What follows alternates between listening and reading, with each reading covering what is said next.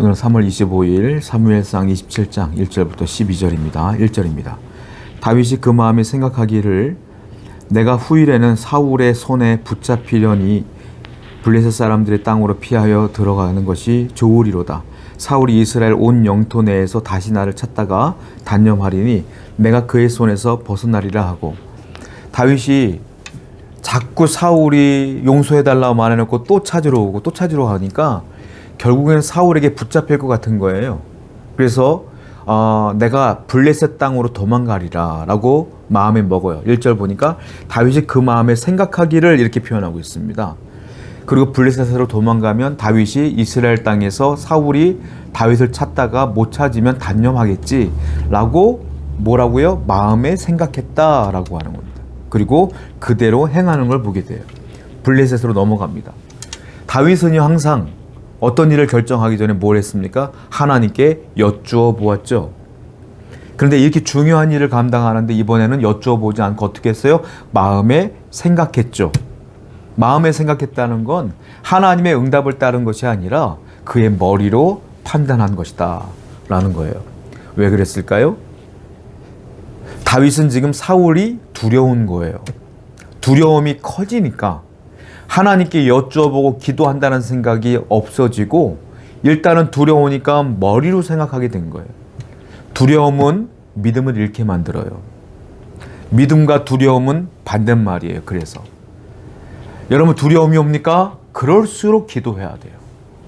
염려가 됩니까? 그럴수록 여쭈어봐야 돼요. 두려우니까 일단 급하게 급한 불을 끄느라고 머리로 판단하고 마음으로 생각한다. 그런 실수를 해서는 안 된다는 거예요. 다윗은 지금 그런 잘못된 방향으로 나가고 있다라는 것입니다. 온전히 하나님의 도움을 구하는 여러분 되기를 축원드립니다. 2절부터 3절이에요. 다윗이 일어나 함께 있는 사람 600명과 더불어 가드왕 마옥의 아들 아기스에게로 건너가니라. 다윗과 그의 사람들이 저마다 가족을 거느리고 가드에서 아기스와 동거하였는데 다윗이 그의 두 아내 이스라엘의 여자 아히노암과 나발의 아내였던 갈멜 여자 아비가일과 함께였더라. 다윗이 예전에도 한번 가드 왕에게 블레셋으로 도망간 적이 있죠. 그때는 혼자였어요. 근데 이번에는 600명가량이 함께 도망가게 됩니다. 그래서 이번에 두 번째 블레셋으로 넘어가게 되는데 이 가드 왕 아기스가 그 사람들을 받아줘요. 왜 받아줄까요? 다윗이 쓸모가 있기 때문에 그래요. 다윗을 통하여 민족을 배반케 하고 이스라엘의 영웅이라 불리는 그 다윗이 이스라엘을 배반하고 내 편에 든다면 이스라엘은 금방 멸망할 것이다. 그리고 다윗과 같은 용맹한 자가 없는데 그 용맹한 자가 내 편만 되어준다면 이스라엘 금방 끝나지. 이런 생각이 드는 거예요. 이용 가치가 있으니까 다윗의 망명을 받아주는 겁니다. 세상은요, 달면 삼키고 쓰면 뱉어요. 그렇죠? 그게 세상의 원리예요. 성도는 세상의 원리대로 살면 안 돼요. 달면 삼키고 쓰면 뱉는 세상의 원리대로 살면 안 돼요. 저 사람이 내가 유용하니까 내가 좋아하는 척 해주고 저 사람은 쓸모없으니까 그냥 놔두고, 이게 아니라 우리는 사랑으로서 모든 이들을 대해야 되지 않겠습니까? 세상의 원리는, 하나님의 나라는 세상의 원리에 있지 않아요. 하나님의 나라는 소유와 힘에 있지 않아요. 하나님의 나라는, 하나님의 뜻은 존재에 있어요. 하나님을 믿는, 사랑하는 그 사람 자체에 하나님의 뜻이 있는 거예요. 바로 여러분들이 사랑이 충만한 존재가 있는 하나님의 사람이 되기를 축원드립니다. 바로 그 사랑이 중요한 거다. 5절부터 6절이에요. 다윗이 아기스에게 이르되 바라건대 내가 당신께 은혜를 입었다면 지방 성읍 가운데 한 곳을 내어주어 내게 살게 하소서. 당신의 종이 어찌 당신과 함께 왕도에 살리까 하니 아기스가 그날에 시글락을 그에게 주었으므로 시글락이 오늘까지 유다 왕에게 속하니라. 다윗이 우리 600명이 살만한 도시 하나를 주시면 안 되겠습니까? 어찌하여 우리가 당신과 같은 도시에 살 수 있겠습니까? 그랬더니 이 아기스가 시글락을 줬어요. 시글락이 어디냐면 이스라엘의 접경 부분입니다. 자, 이 아기스는 생각을 한 거예요. 다윗을 이용해 먹자. 그럼 어떻게 되느냐? 시글락이라는 땅을 주면 이스라엘과 국경 부분이기 때문에 내가 명령을 내리면 다윗이 이스라엘과 싸울 거야. 그리고 이스라엘 영토를 차지하겠지. 그러면 나는 일거양득인 거야. 땅을 얻어서 좋고 다윗이 민족을 배반케 하니까 좋고. 그래서 어디가 좋을까 고민하다가 시글락을 준 거예요. 그런데 6절에 보니까 뭐라고 했습니까? 오늘까지 유다 왕에게 그 시글락이 속하니라. 유다 땅이라는 거예요. 이게 무슨 말이겠어요? 아기스는 그러한 머리를 써서 그런 생각을 해서 그런 계획을 짜서 시글락이라는 땅을 다윗에게 줬지만 하나님의 섭리는 시글락을 이스라엘 땅으로 주는 게 하나님의 뜻이온 거예요. 그러니까 이 아기스 머리 위에 있던 분이 하나님이다. 하나님의 섭리는 인간의 계획을 한참 뛰어넘는다. 인간이 계획한 대로 안 돼요. 하나님의 섭리한 대로 되는 것이지. 여러분들의 인생 또한 하나님이 인도하시는 대로 되는 거예요.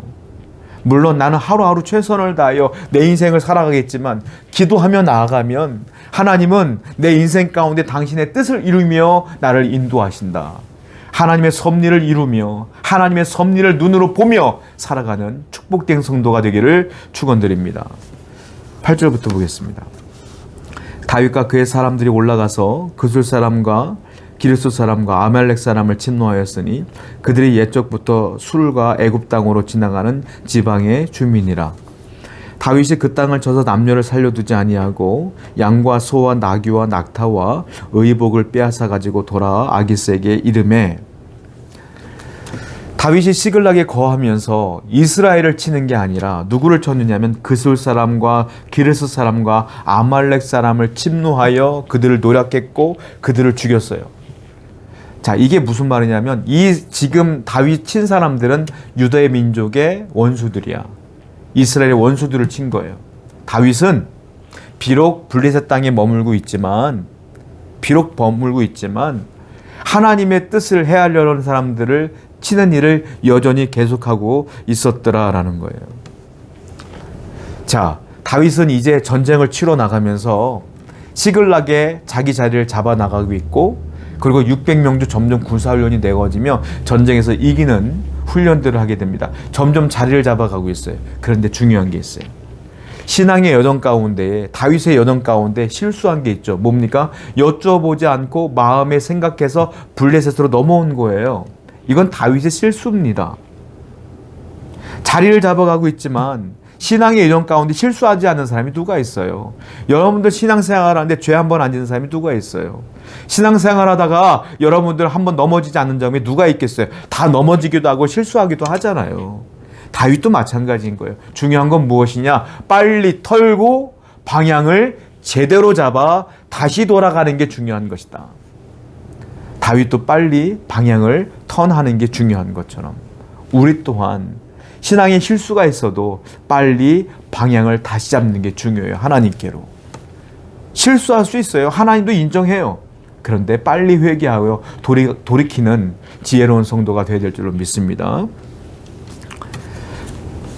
10절부터 12절까지 보겠습니다. 아기스가 이르되 너희가 오늘은 누구를 침노하였느냐 하니 다윗이 이르되 유다 네겝과 여라무엘 사람의 네겝과 겐 사람의 네겝이니이다 하였더라.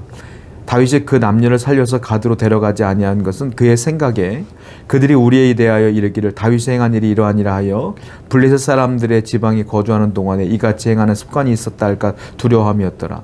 아기스가 다윗을 믿고 말하기를 다윗이 자기 백성 이스라엘에게 심히 미움을 받게 되었으니 그는 영원히 내 부하가 되리라 하고 생각하니라. 다윗은 누구를 쳤다 그랬죠? 이스라엘이 아니라 이스라엘의 원수들 아말렉을 쳤잖아요. 그솔 사람을 쳤잖아요. 기르스 사람을 쳤잖아요. 근데 아기스가 물어봐요. 너 오늘 누구를 노략하고 왔느냐? 누구를 멸망시키고 왔느냐? 물었을 때 다윗이 뭐라고 말합니까?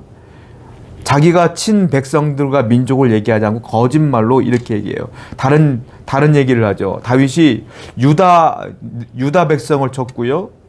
그리고 이스라엘 민족을 쳤습니다. 이렇게 얘기를 해요.